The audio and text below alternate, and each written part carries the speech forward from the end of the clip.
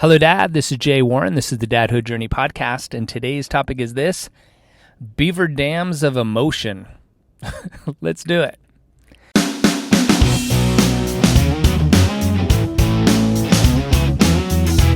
Hi, my name's Miko, and you're listening to my dad, Jay Warren. This is the Dadhood Journey podcast. Thanks for listening.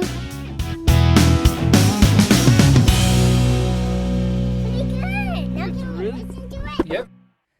All right, so what is that title all about? Beaver Dams of Emotion. It is a crazy title, but it's a really cool subject and a good talking point to explain something. But before I go into what that is, I need to give you some backstory. Earlier this week, I had coffee with somebody new that I was connected to. His name's Dan Doty, and he had just moved to San Diego. And he is the CEO and co-founder of a men's group called Everyman. And I had never heard of it before, but a mutual friend who knew both of us thought it would be important for us to connect and have a conversation. And I'm so glad she put us together because this conversation was so fun. He's such an interesting guy. We're just really connected. He's up to amazing work, and I'm really excited to learn more about what he's doing, what his organization does. And that brings me to this title. So Everyman is a men's group. They do lots of different things. This episode isn't about summarizing that, but he hosts a podcast. Also, it's called The Everyman, and it's Everyman without one of the E's. It's EVRYMAN, and the website is everyman, spelled that way, .co, not com, but co, if you want to check it out. And he has a podcast by the same name. So after talking with him and just having just a fantastic discussion about manhood and masculinity and our boys and dadhood, I wanted to learn more about him and what he's up to. So his podcast is a great way of doing that. And I've been devouring a bunch of his episodes. And in one of them, he had a conversation with one of his co-founders about this topic of beaver dams of emotion. And the way they were describing, or the reason why they described it that way, is in an emotional sense, and this is something I've talked about in previous episode about our emotions, about men. We typically, those difficult, negative, or things we would label as negative emotions, we tend to bottle up. We haven't been really taught to express them or work with them. We tend to bottle them up, we stuff them down, and they get clogged in our emotional system. They get clogged in our body physically with tension patterns and stress patterns in the nervous system, as well as tension patterns in the muscle and the fascia, all that kind of stuff. We get wired into fight or flight because we're constantly stressed with these unexpressed emotions. And it just bogs our system. And so Dan, being from all kinds of wilderness experience in life, talked about he had a job at one time in his life when he was younger where his job was to go out in the wilderness and break up beaver dams. And there were just so many sticks and gunk in there, like clogging things up purposely by the beaver to build his home, and it builds a pond in the back, and the water isn't able to get through, obviously. That's why it's called the beaver dam. It dams up the water.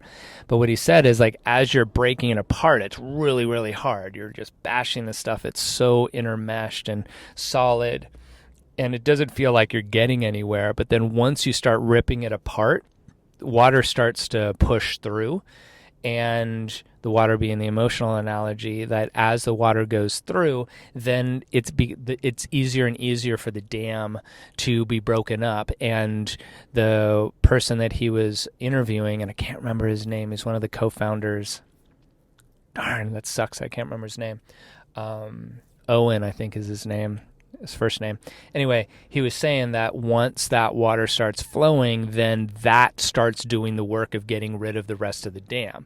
So in emotional work and allowing men, in this case, it can be for anybody, but we're talking about men and dads here, is that if we can provide a safe space and tools to be able to start working with that bottled up emotion and let it start flowing and supporting a dad through that time of that discomfort, because we're not used to those emotions flowing in that way, and that might be really uncomfortable and unusual.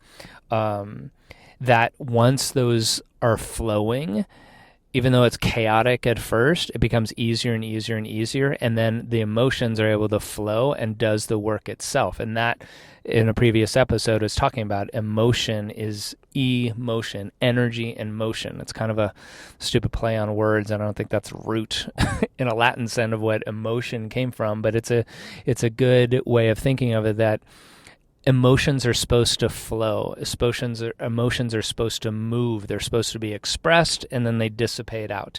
The problem is when we push them down, or we repress them, or we bottle them up, and we store them, hopefully to go into them at another time, but that another time never comes, or we don't have the tools to, so we just try and push them away. They start wreaking havoc on the body. They start wreaking havoc on the mind, and they start wreaking havoc on our lives. And so, that's something that, in this men's group and every man, they're doing a lot of work as far as like allowing a man to express their emotions and feel safe and learning how to do so constructively. We do that in a Men of Iron as well. That's something that I've spent a lot of work this last year trying to be better and better at, and I'm not great at it. Not as good as I'd like to be, but I'm getting there because I'm working with it. And that's something that for you too, Dad, I know that we have a lot of pressures as a family man, and being quote in charge and the provider and the protector, as well as then you put on all those like masculine roles or expectations that we either put on ourselves or that we think others want from us, and that we need to be perfect and be strong and impenetrable and have no chinks in the armor, all that kind of stuff. So being vulnerable and expressing emotion, especially like anger or disappointment or sadness or depression, that's just not done.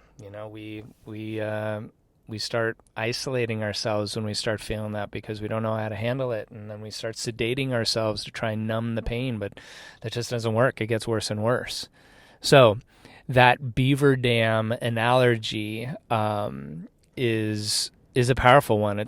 I've been thinking about it all weekend as I first heard it on the podcast, about how true it is. Those emotions that are unexpressed they dam up other emotions, and so we don't express other things, and we can become less and less to express even the positive emotions about being happy and excited, because we're just numbed up and bogged up.